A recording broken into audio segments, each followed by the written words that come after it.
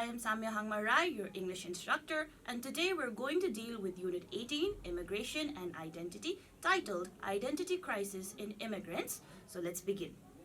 Unit 18, Immigration and Identity, Identity Crisis in Immigrants. Now read the following book review of the novel Half a Life. Half a Life, written by V.S. Naipaul. V.S. Naipaul marks his rise to Nobel laureate, however accidentally, with a strange new novel that is at once of a piece with and apart from most of his previous work. On the other hand, it is a continuation of his preoccupation with the innumerable questions raised by cultural and racial identity. On the other hand, its spare, melancholy, elusive, somewhat heavily ironic tone contrasts with the more animated quality of his best fiction, A House for Mr. Biswas, for example. And the graphic sex which its final sections are filled is a stark departure from his almost priggish treatment of the subject previously. The heart of the novel can be found in a brief scene 3/4 of the way through. At a rough restaurant on the coast of the African nation where he is living, Willie Chandran encounters a big light-eyed man who is being abused by his Portuguese boss as he goes about his work as a tiler. Afterward, Willie's lover, Anna, herself part Portuguese and part African, tells him that the tiler is illegitimate, with an African mother and an important Portuguese landowner for a father. The rich Portuguese put their illegitimate mulatto children to learning certain trades. She tells him, electrician, mechanic, metal worker, carpenter, tiler, to which Willie responds, I said nothing more to Anna, but whenever I remembered the big sweating man with the abused light eyes, carrying the shame of his birth on his face like a brand, I would think, who will rescue that man? Who will avenge him?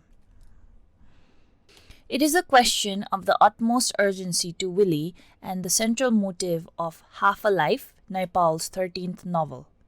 It is about a man. The phrase is used to describe someone else, but it clearly is meant to describe Willie as well, who appeared to have no proper place in the world. He is spending what we are to take to be the first half of his life, trying to find such a place, just letting the days go by, trusting that one day something would happen, an illumination would come to him, and he would be taken by a set of events to the place he should go. Willie was born in India 40-some years ago. His father was a man of high caste, high in the Maharaja's revenue service, who heard the call of Mahatma Gandhi in the early 1930s and decided to make sacrifice of himself, a lasting kind of sacrifice, something the Mahatma would have approved of. Rather than marry in his own caste, he would choose the lowest person I could find.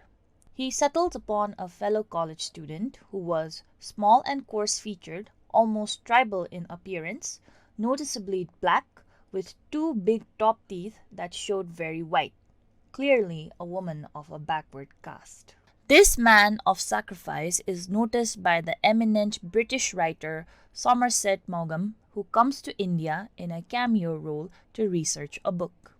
Eventually, he emerges in Maugham's portrait as someone of great spirituality and self-sacrifice, a role he knows is far from accurate but into which he finds himself slipping easily and comfortably. But those of whom the greatest sacrifice is exacted are the 2 children of this strange and unhappy relationship, Willie and his sister.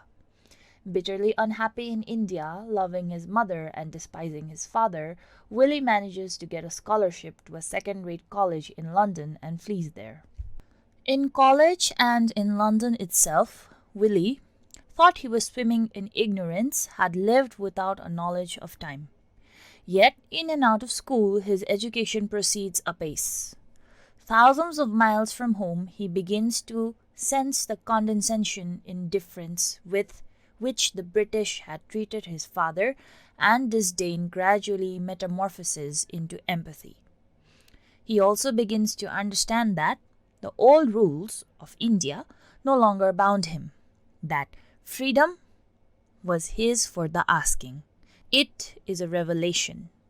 No one he met in the college or outside it knew the rules of Willie's own place, and Willie began to understand that he was free to present himself as he wished.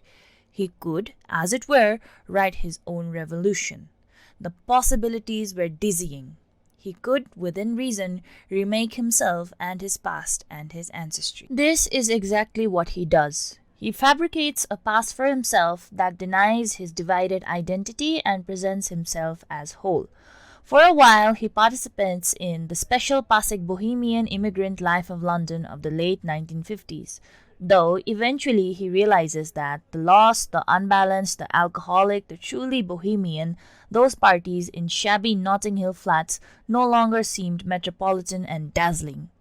By this point, he has created a minor career for himself as part-time author of scripts for the BBC, which gives him courage to try his hand at writing stories.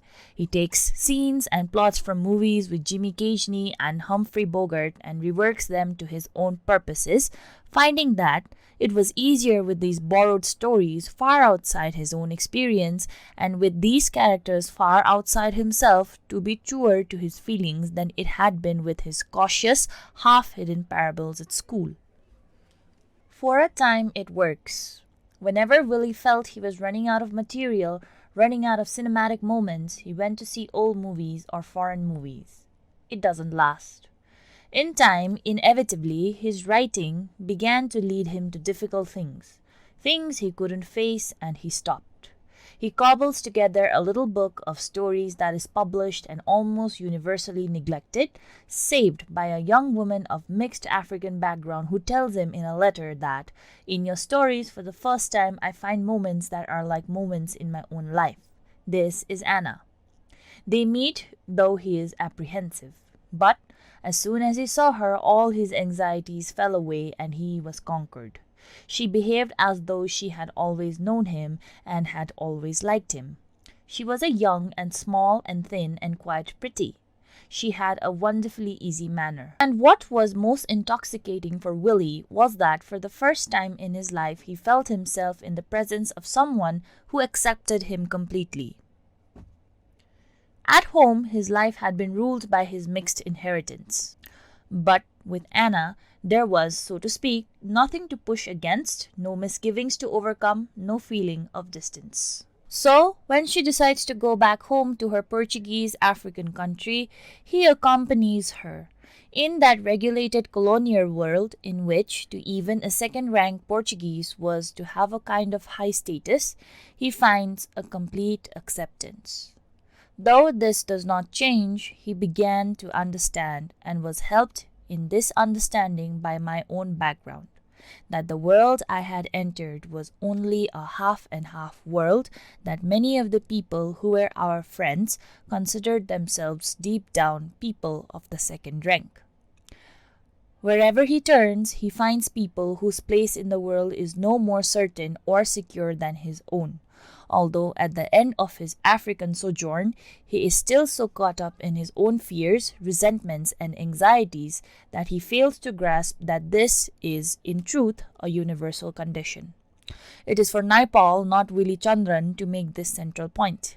He does so with subtlety and nuance. The novel is told by an omniscient narrator, perhaps to distance Naipaul and his own experience from Willie and the story. But the point of view is self-evidently Willie's. He is a man of intelligence and character who is blind to the full truth about himself, at once worldly and self-deceiving. It is a state of mind that is, or should be, familiar to all too many of us. So the chapter Identity Crisis in Immigrants, a book review written by V.S. Naipaul, circles around the protagonist, Willie. Willie is of a Willie, our protagonist, he is born from a high caste father and a low caste mother. He hates his father, however, loves his mother. And in order to escape his life back in India, he ran to London. So there he works as a writer, and sometimes whenever he used to run out of ideas, he used to take ideas from old movies and he used to publish them. So his book was actually not doing well. However, Anna, his now lover, had written a letter to him stating that she could resonate fully with him. The stories that she had read on his books were as similar as her life. That is how they were bonded.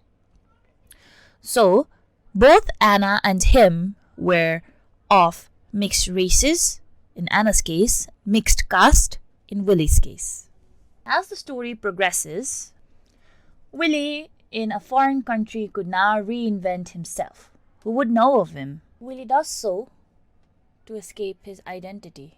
But as the story progresses, Willie realizes that the world is half and half. However, later as the story progresses, Willie also realizes that he was caught up in his own head and his own problems. Homework. Number 1. Why do you think Willie wanted to escape and change his identity? And number 2, would people discriminate against an individual if they were either mixed race or of mixed caste? If you have any questions, please feel free to email us at learning@dearwalk.edu.np. Thank you very much.